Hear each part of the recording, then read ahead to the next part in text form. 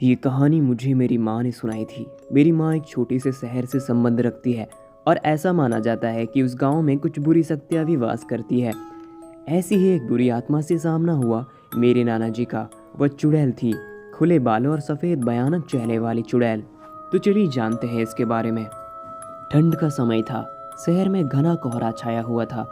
मेरे नाना एक बड़े अधिकारी थे। रोज की तरह उस दिन जब मेरे नाना अपना काम खत्म कर दफ्तर से घर की ओर जाने लगे तो रास्ते में पड़ने वाले बाजार से वह कुछ सामान लेने के लिए रुके।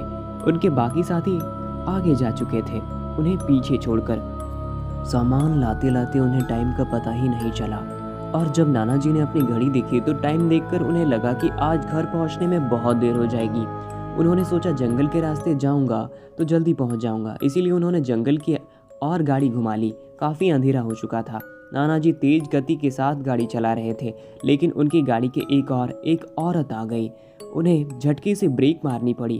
जो औरत गाड़ी के सामने आई थी वो तेज तेज रो रही थी। नाना जी को लगा कि वो जरूर किसी मजदूर की पत्नी होगी जो रास्ता भटक गई है। रास्ता सुनसान था, इसीलिए उन्होंने सोचा कि इस महिला की मदद की जाए। उन्होंने उस औरत से पूछा कि वह यहाँ अकेले क्या कर रही है। उसने कोई जवाब नहीं दिया और जोर जोर से रोने लगी। ऐसा लग रहा था मानो सारा जंगल उसकी आवाज़ से गूंज रहा हो। नाना जी ने पूछा कि उसका घर कहाँ है, तो भी वह कुछ न बोली। नाना जी ने उससे बोला कि तुम मेरे साथ चलो, सुबह तुम्हें तुम्हारे घर छोड़ दूंगा। वो नाना जी के साथ चलने के लिए तैयार हो गई और गाड़ी के पीछे वाली सीट पर बैठ गई। रीति रिवाजों के कारण उसने अपने सिर पर घूंघट डाल रखा था, जिसकी वजह से उसका चेहरा छिपा हुआ था। घर पर सब नाना जी का इंतजार कर रहे थे। जैसे ही गाड़ी की आवाज़ आई, सब भागकर इकट्ठा हो गए। जब उस महिला के बारे में घर में पूछा गया तो नाना जी ने सारी बात बताई। नाना जी ने कहा आज खाना यही बना देगी, लेकिन मेरी माँ को उस महिला पर शक हो गया। उन्हें लगा कि ये कोई चोर है जो घर का सामान चुरा कर भाग जाएगी। माँ ने उसे रसोई में जाकर खाना बनाने को कहा।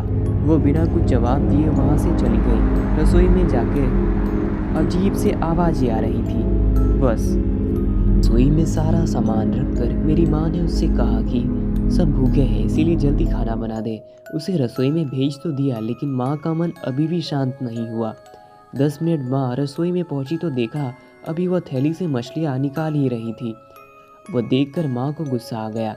उन्होंने उसे बोला कि अभी तक तुमने खाना बनाना शुरू नहीं किया, कब तुम बनाओगी और कब हम खाएंगे। उस महिला का चेहरा अभी भी ढका हुआ था, इसीलिए किसी ने उसका चेहरा नहीं देखा था। माँ उसका चेहरा देखने की कोशिश कर रही थी, लेकिन उन्हें उसकी झलक भी दिखाई नहीं दी। माँ ने कहा कोई ज़रूरत हो तो बुला लेना, लेकिन फिर भी वह कुछ नहीं बोली। उन्हें लगा कि शायद अनजान लोगों से डर रही होगी। माँ रसोई से चली गई, लेकिन जब 10 मिनट बाद वह फिर वापस आई तो रसोई का दृश्य देखकर माँ डर गई। उनके पैर जैसे वहीं जम गए। उनके गले की आवाज़ नहीं निकल रही थी। उन्होंने देखा वो औरत रसोई के शेल्फ पर बैठकर कच्ची मछलियाँ खा रही है। सारी रसोई में हड्डियाँ और मांस के टुकड़े बिखरे पड़े हैं। उनके सिर पर घूंघट भी उतरा हुआ था। उसका चेहरा बेहद खौफनाक था। बाल बहुत बड़े और नाखून एकदम काले। वह मछलियाँ खाने में मगन थी, इसीलिए उसका ध्यान माँ पर नहीं गया। माँ भी चिल्लाई नहीं कि कहीं वो औरत ज़्यादा खतरनाक ना हो जाए। माँ ने एक थाल उठाया और उस चूल्हे से जलता हुआ कोयला उठाकर उसकी तरफ दौड़ी।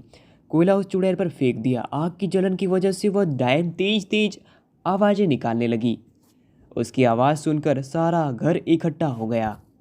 उसे आग दिखाकर घर से बाहर निकाला गया। उसकी आवाज़ इतनी तेज थी कि आसपास के लोगों का भी बाहर जमावड़ा लग गया। वो डायन लोगों की भीड़ को हटाते हुए जंगल की तरफ भाग दौड़ी। सारे लोग डर के मारे कांप रहे थे और मेरी माँ की हिम्मत की दाद दे रहे थे कि अगर उन्होंने सही समय पर कोयले से उस डायन को भगाया नहीं होता तो ना जाने आज क्या हो जाता। Hey guys, thanks for watching. Please subscribe our channel. Thank you.